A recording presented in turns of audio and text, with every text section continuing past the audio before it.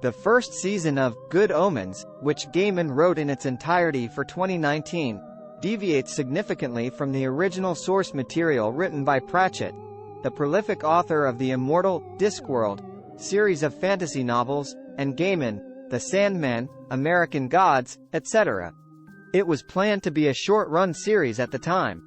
However, when the program was renewed for a second season in 2021, Gaiman acknowledged that he and Pratchett had discussed the possibility of a sequel before the latter's passing in 2015.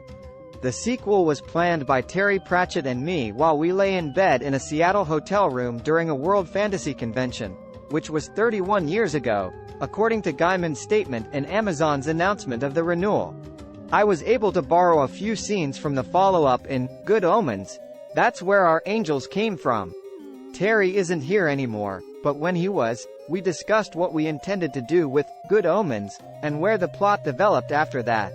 The second season of Good Omens, which was written by Gaiman and John Finnemore, goes back further in time than the first did to the before the beginning period of Crowley and Aziraphale's friendship, while also showing them avert yet another catastrophe of biblical proportions in the present.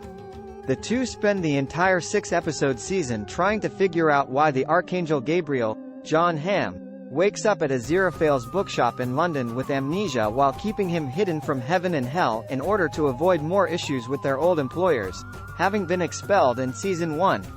Following the events of the first season, when Crowley and Aziraphale prevented the first apocalypse, heaven and hell slowly began to develop a romantic relationship with the head demon Beelzebub, Shelley Khan, as revealed in the series finale.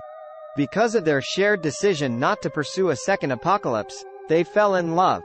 When Gabriel opposed this decision in heaven, the other angels planned to erase his memories and lower his celestial status. Before they can do that, he sneaks away to temporarily wipe his memory and hide it somewhere he can retrieve it later, in a fly provided by Beelzebub, with the idea that he will eventually reach Beelzebub and she will restore it. When everything is worked out and Gabriel regains his memories, he and Beelzebub decide to go together, leaving his followers to quarrel over who would rule heaven and hell.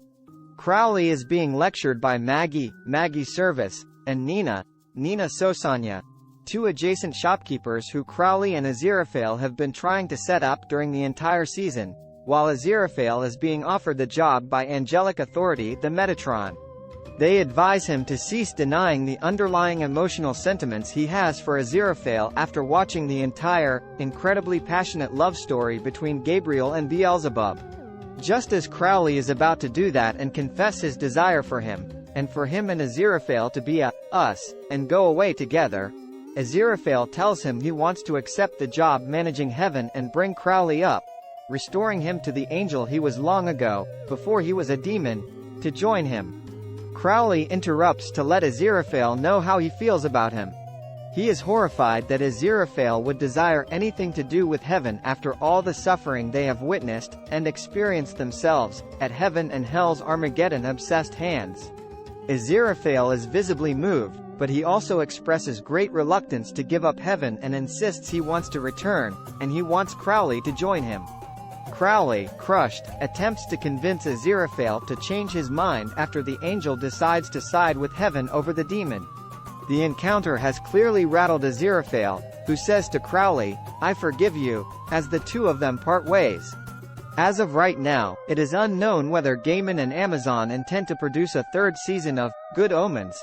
Thus, if this is the conclusion of the series, the plot finishes with Crowley driving away in sorrow and Aziraphale returning to heaven to lead the Second Coming.